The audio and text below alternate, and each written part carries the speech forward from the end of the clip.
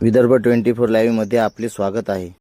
आज दिनांक 14/4/2026 रोजी बडनेरा शहर येथे भीम जयंती निमित्त अज्जू जयस्वाल आणि किशोर यादव यांच्या टीमने 135व्या भीम जयंती निमित्त 135 किलो लाडू शिवाजी चौक बडनेरा नवीन वस्ती शिवाजी महाराजच्या पुतळ्यासमोर 135 किलो लाडूचा वाटप भाविक भक्तांना केला।